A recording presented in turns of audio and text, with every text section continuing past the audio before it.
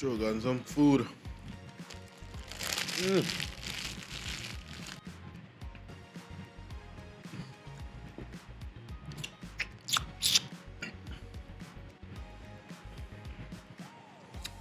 Alright, so welcome back to part 2 of episode 6, the Truth Seeking Beginner's Guide. Hope you enjoyed part 1. I just finished choking some bun a while ago, so that's why my eyes look ready. They look red. Try shovel down some food, just to have something in my stomach. So, part 1 was about existence and consciousness. Now this part will be on morals. Hope you enjoy this episode. If you do, leave a like, subscribe if you're new, hit that notification bell, and drop a comment as well.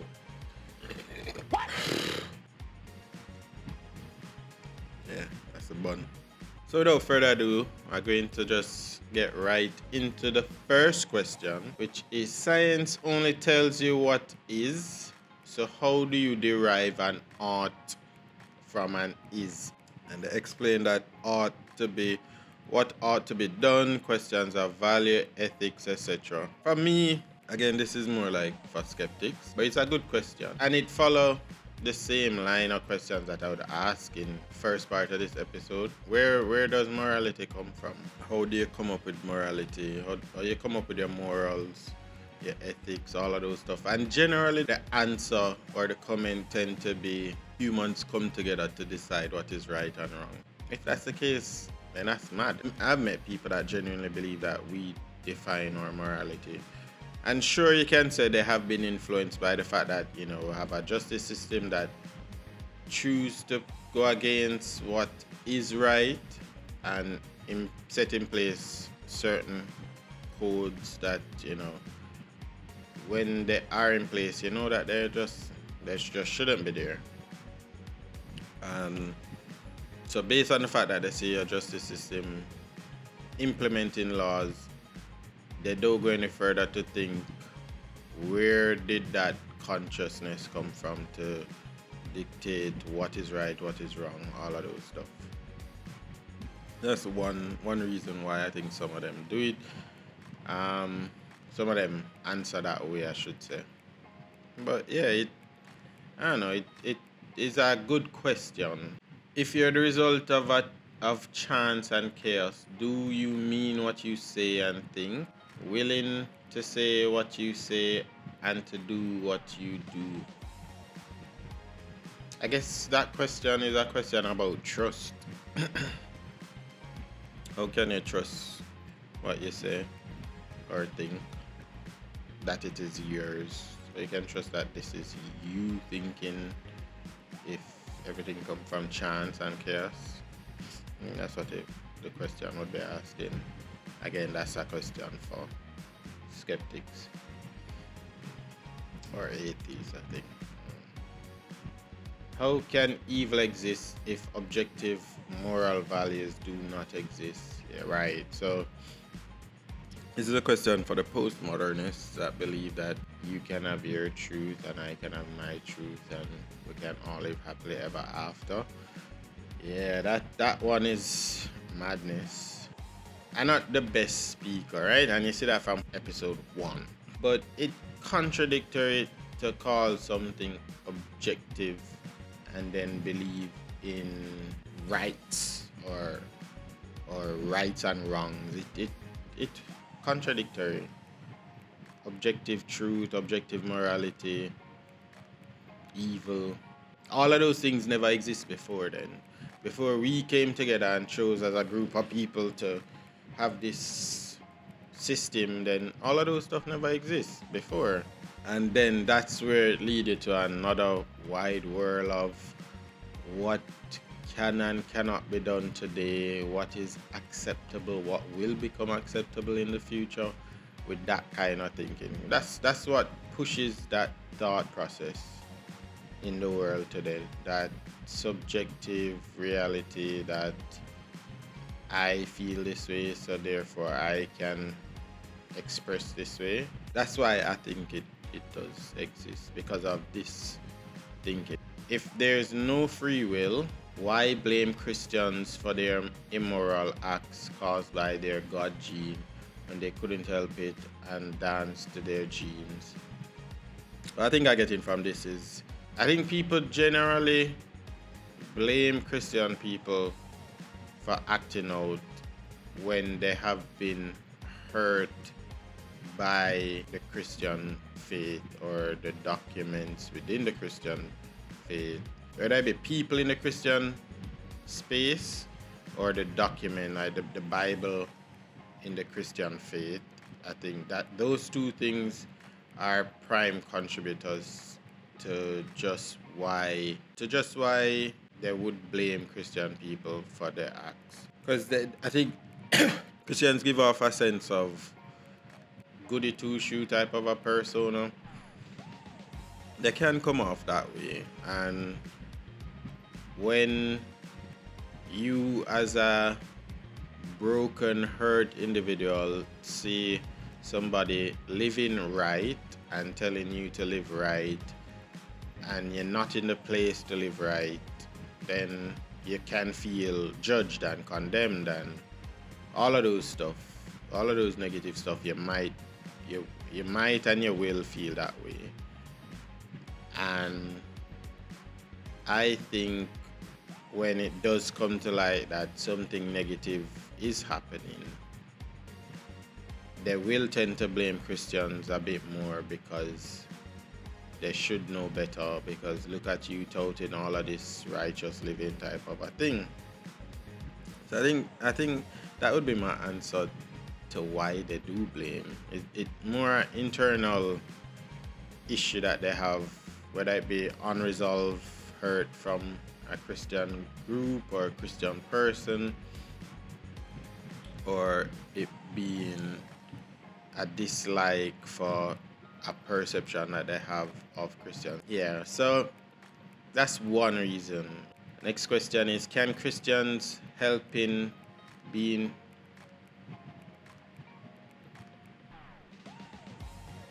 obviously I'm somewhat dyslexic. But the next question is, can Christians help being Christian?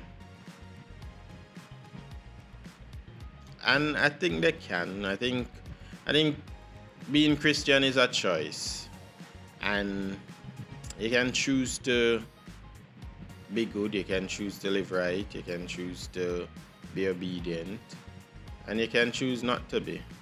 So it definitely is a choice that they make to be Christian. It's a daily choice of sacrifice of your feelings and emotions for what is considered to be the right way of living. So Christians can help being Christians. When you know where you want to go and you know what it takes to go where you want to go, then you can't but help to go there. So in that, when you look on it from that angle, they can't help it because they have an aim. But yeah, it's a choice. It's a daily choice to live a particular way. Do objective moral values exist? I'd say yes, objective morals exist because an objective God does exist. There is objective truth. So because of that, yeah, objective values do exist. I think that would be the simplest answer I could give. Of course, they do exist. If all truth is relative, is it true to say that? Yeah, that's the question that I tend to ask as well. If truth is relative, is it true to say that? You know, because if it is then true, is it objectively true? But all truth isn't relative. There is objective truth. I usually say on the basis that we make statements or factual statements about good and bad, and I usually go to the question of children and adults. What? That's where you tend to see objective truth shine the most. Bro, what are you talking about, man? I strongly believe that it won't be the case in the near future. Probably like give and take 5 years, you will see a certain group of people pushing that that barrier a bit more heavily. And then you're going to see people that kind of saying that, oh, well, we can choose what we want to do, and the little boy can choose to whatever.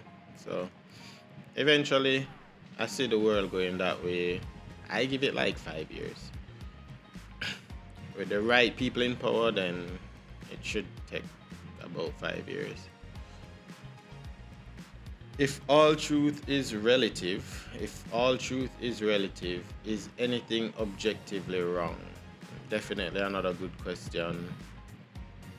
And as I said before, just ask about an adult and a child relationship, and you will always get one answer, an objective answer.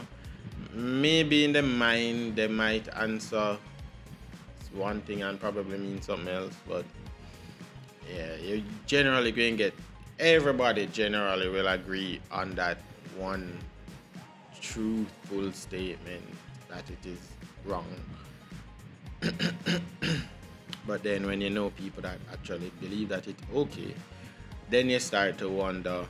And I think when society does reach to that stage, that's when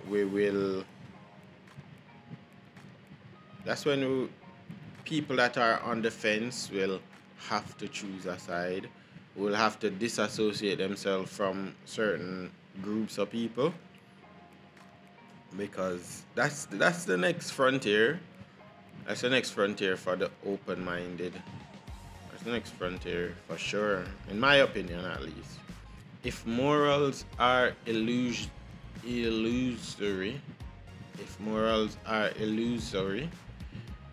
I never say this word in my life, never say it in my life.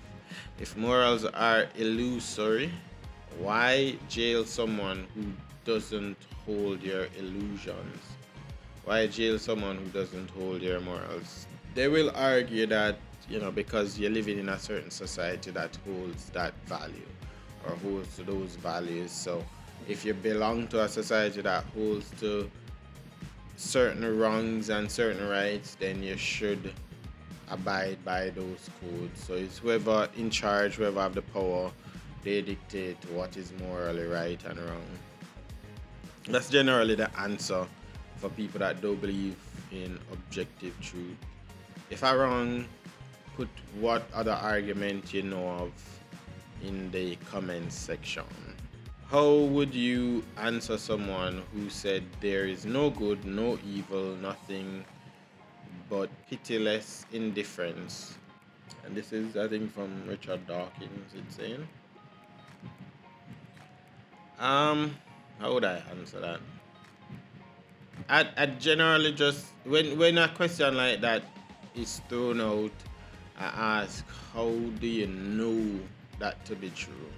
Is that a truthful statement that you're asking? I don't answer the question, because the first thing that I think you need to get skeptics to realize is that their reasoning, their understanding, their knowledge is based on objective truth.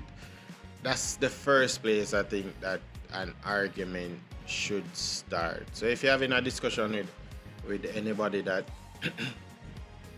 doesn't believe in objective morality, the first place to start is asking questions. You can't prove something to somebody that hasn't realized that the system that they're using is based in objectivity, based in the immaterial principles of reasoning and logic and truth and fiction, truth and false, I should say.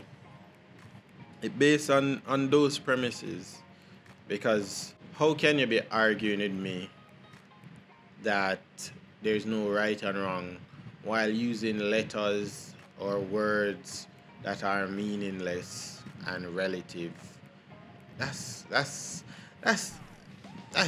Take a moment to just think about whether words actually had no meaning whether you actually had no purpose, no objective right and wrong, how mad you would be, how crazy you would be. You couldn't hold to anything. You couldn't hold to an idea being true. You couldn't do that.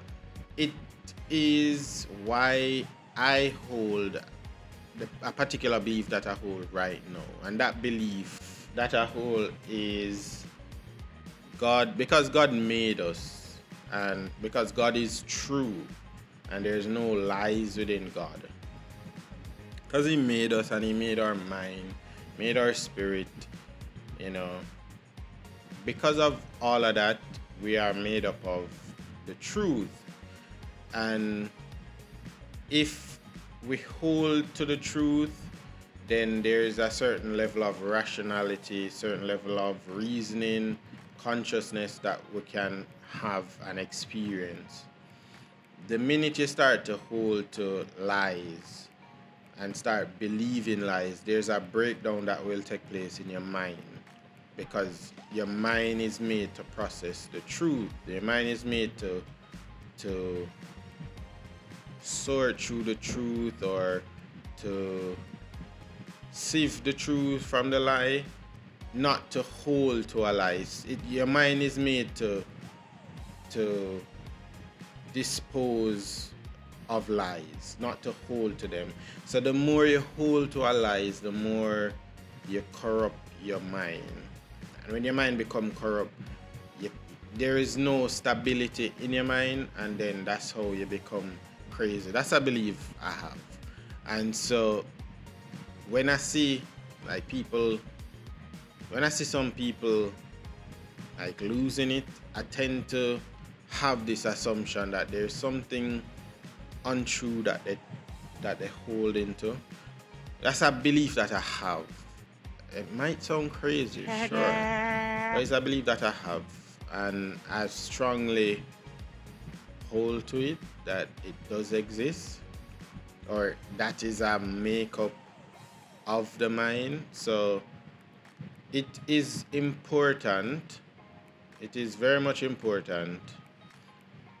How are humans equal if they how are humans equal if they have all evolved differently and have different random, aka unguided brain chemistry? That's a good question. How am I equal to a high IQ person? How am I equal to a handicapped person? How am I equal to anybody? Why am I equal? Because a group of people say that? And what if I don't want to be equal and I choose to break? Or well, then they say, oh well, society will whatever. But it's a good question. How am I equal? Why am I equal to all of you? Why am I a narcissist if I think I'm better than all of you?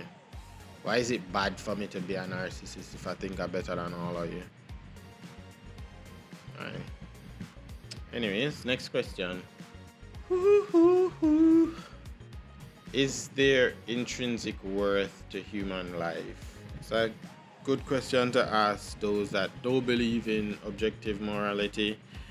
But there is intrinsic worth, because we're given life to live with a purpose, or to live for God.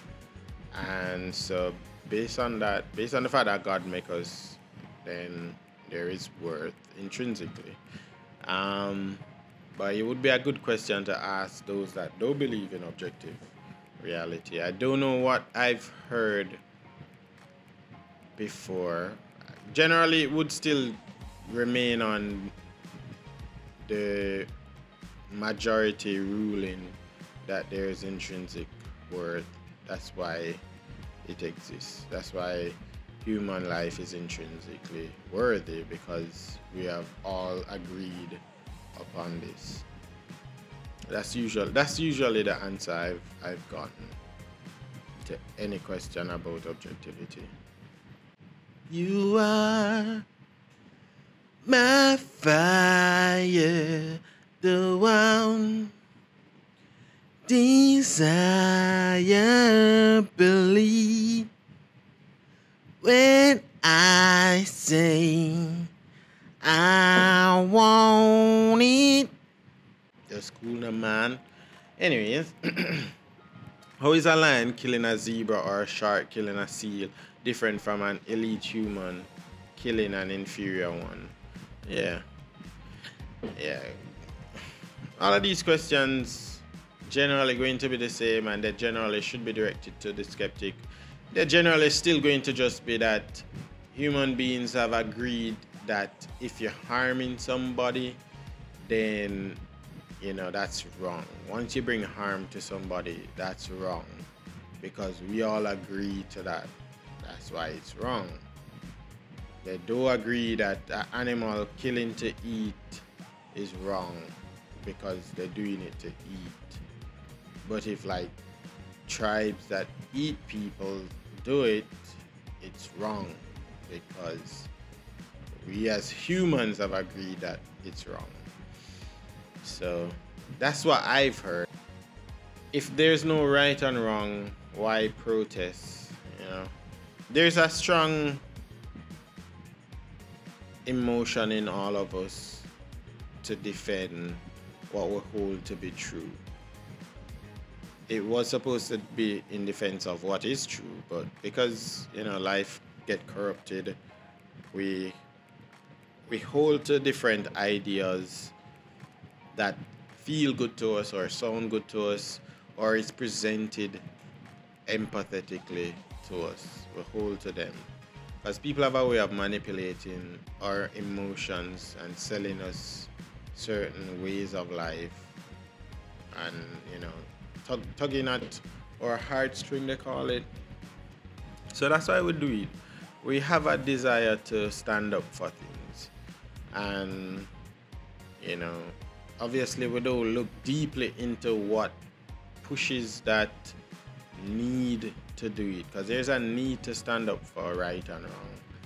Whether it's society or we believe that God determines right and wrong, there's a need to do it, and we fall short of asking why that need exists and just focus on fighting for what's right and defending what's right, which is unfortunate, because if we were to go a little bit deeper, then we would realize where it would lead in terms of questioning, and we would have the answers. We would have the answers that we so desperately crave. If we rewound the tape, evolution started again, and by some fluke you or similar began to exist, would you or a similar organism have the same set of moral values? If we approach it from the aspect of evolution not designed or with God not involved, then we couldn't have the same outcome, because it's a chance event. If it was rewounded, if that's the word, if we went straight back to the start, it probably wouldn't be able to start. If it was a chance fluke event, it wouldn't start until probably another, well, I can't even say a million, because a million times wouldn't even exist either.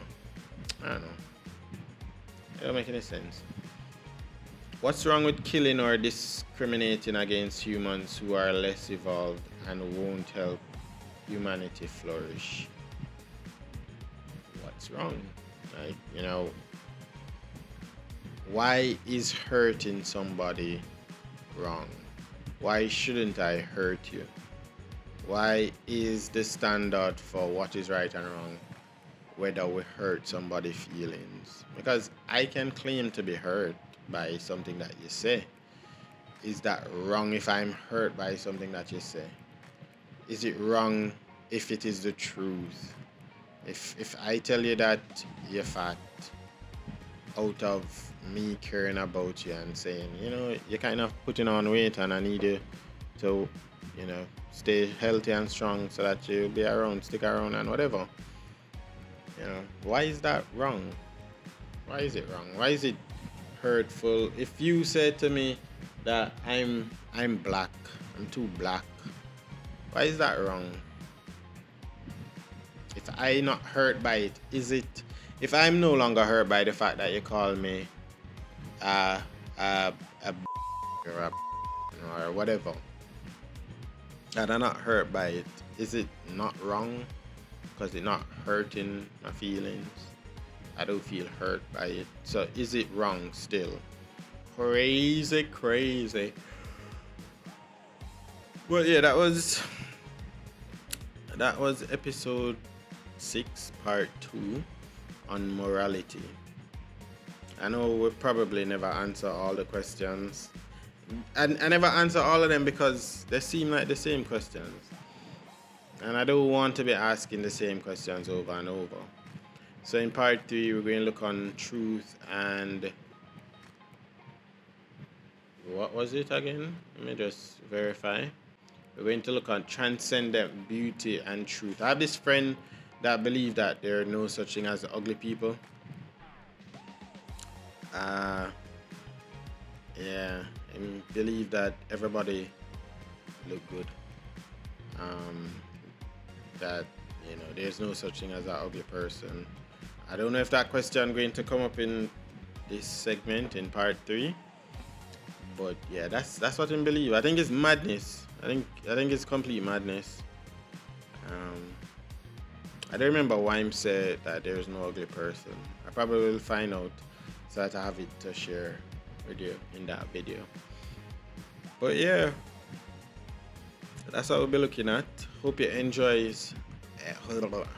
enjoyed today's show.